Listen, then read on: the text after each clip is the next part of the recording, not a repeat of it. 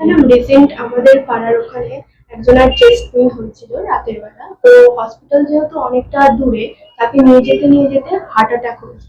তো এরকম পরিস্থিতি এলে আমাদের কি করা উচিত? আচ্ছা, যদি এরকম হয় রাতে হঠাৎ করে কারোর বুকে পেইন হচ্ছে আর হার্ট অ্যাটাকের একটা আশঙ্কা থাকে, সঙ্গে সঙ্গে আমাদের ওনাকে 3টে ওষুধ খাইয়ে দিতে হবে।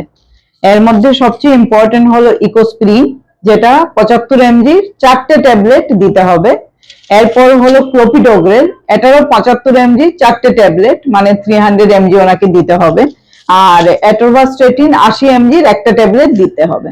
এই 3টে মেডিসিন যদি সঙ্গে সঙ্গে খাইয়ে দেওয়া হয়, তবে আমাদের হার্ট অ্যাটাকের সময় আমাদের রক্তনালীর ভেতরে যে ক্লট গুলো জমা হয়, ব্লাড ক্লট গুলো, সেগুলো ডিজলভ হয়ে যায়, গলে যায়, তাতে মেজর অ্যাটাক হবার চান্স কমে যায়। তো আমি এটাই বলবো, যদি তোমার আশেপাশে কারোর বা তোমার পাড়া প্রতিবেশী বা তোমার আত্মীয় স্বজন কারোর রাতে হঠাৎ করে পেইন হয় আর ওরা বুঝে উঠতে পারে না কি করতে হবে, ওদের কিন্তু এই 3টে ট্যাবলেট সঙ্গে সঙ্গে খাইয়ে দেওয়া উচিত। এরপর যে সময়টা তোমরা পাবে তার মধ্যে পেশেন্টকে নিয়ে হসপিটালে গিয়ে কোনো কার্ডিওলজিস্টের আন্ডারে অ্যাডমিশন করাতে হবে। যদি কোনো কারণে পেশেন্টের হার্ট অ্যাটাক নাও হয়ে থাকে, এই ওষুধগুলোর কোনো মেজর সাইড ইফেক্ট নেই, একটু গ্যাসের প্রবলেম হতে পারে, এছাড়া আর কোনো প্রবলেম হবে না।